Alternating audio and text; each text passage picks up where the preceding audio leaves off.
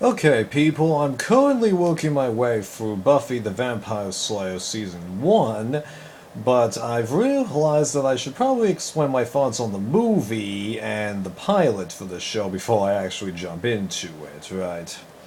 So I actually saw the movie before I saw 1 second of the TV show. I need to make that point clear, okay? And since I knew that the pilot, was looking around the internet, I decided to look that up as well. And I found them both to be interesting products, but I've got my issues with them. So first of all, the movie. Obviously, both the movie and the TV show are meant to be part horror and part comedy, with this movie marketed a little bit more the comedic venture, and I definitely agree with that because you've got the vampire elements, but just about everything is treated fairly humorously, and I was laughing for quite a lot of it, because there were definitely some wisecracks made by the vampires and Buffy and company around her, and then doing a bunch of the fight scenes, just some of the over-the-top action definitely got me chuckling a little bit. And you could definitely tell that this definitely was produced in the 90s, given the little wild atmosphere that they portray, the kids that are this age, because, they're trying to portray them at high school age, whereas for me, being how I was born in 93, mainly associate this with college kids, even though it's still possible for people to definitely have this experience given where they live, because I didn't live in an area that's anywhere close to LA-ish, right? So those were things that I found interesting, but the main problem that I've got with the movie is that I just don't feel like it flowed very well, or did a good job of trying to make me, care for what was happening. Now keep in mind, I saw this before I saw the TV show, okay? And I even rewatched it to try and get details fresh in my mind again. Now why do I say it doesn't flow that well? It's because it just happened way too quickly. It had kind of like an episodic feel, even though it's meant to have an overlapping story arc of Buffy gradually, realizing that she's the chosen one slash Slayer, gradually learns her skills, loses her teacher, and then defeats the enemy that the teacher was trying to get her, to beat, even though that's just one enemy, right? But I don't know, it just felt, episodic. All those little bits. Buffy training, Buffy, first encountering Merrick, one of Buffy's friends dealing with the fact that one of his friends has become a vampire, Merrick dying, the ball slash prom getting disrupted, and then Buffy dealing with everybody, yeah. It just felt episodic to me, and I didn't really like that feeling.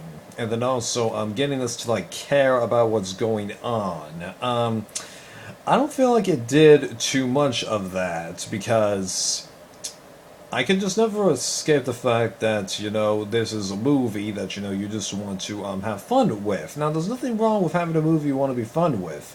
I've enjoyed quite a lot of movies that, all like this, and remember, I was laughing, but I just couldn't care that much, because, during the prom, I didn't really feel like, for most of it, that there really was anything at stake, and the scene where Merrick dies, okay, now, I totally expected that he would die, okay, but the thing was, in that scene, it just felt like everyone was standing there, just trading insults, and, oh yeah, look behind you!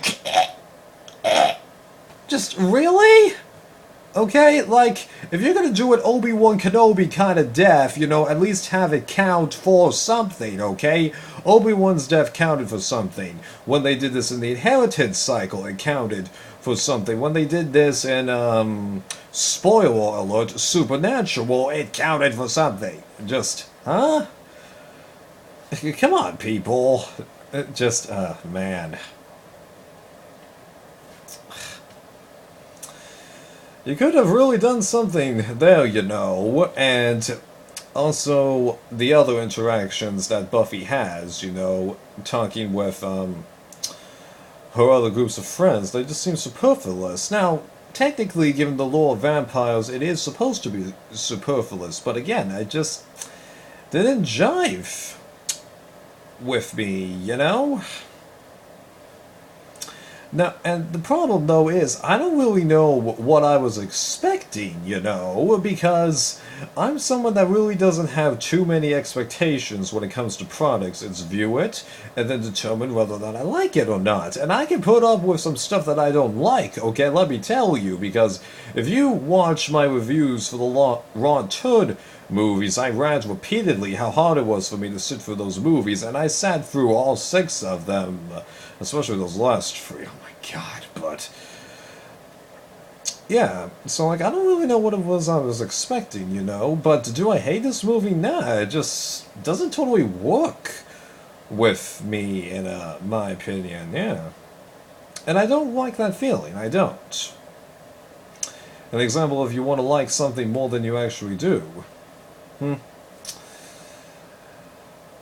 Right, so I'm not gonna really rate it, to be honest with you, because one, I feel like there's a little bit of confliction, and I'd rather you just form your own opinions about it, right? So my thoughts on the pilot, well, having actually since viewed the real pilot, really there isn't too much difference other than the style of the humor, how various things were shot, and different character interactions bits, because I'll be honest with you, in many ways the pilot felt like a play, if you ask me. Now that's not a bad thing, okay, because it was a very entertaining, well, not very entertaining play, but you know, a fairly engaging product, you know, just it had a better flow than the movie, okay, and all these characters, you feel like you understand them very quickly, albeit I wish there had been a little bit more background on the person Willow was with that became a vampire. I did want to know that. But you can definitely tell it does have, you know, pilot feel, and I'm glad that this wasn't the actual final pilot, because the actual pilot blended in pretty well with the actual show. It wasn't like the Lost Girl pilot, where the pilot varied significantly from how the rest of the show behaved due to in status quos with story arcs, right? Because if you just watch the pilot of that show, you'll think it's meant to be a dark show with the main character and her sidekick, you know, constantly getting into trouble, where the main show is that they are getting constantly into trouble, but the anti-heroes in the pilot actually become friends of theirs. Right.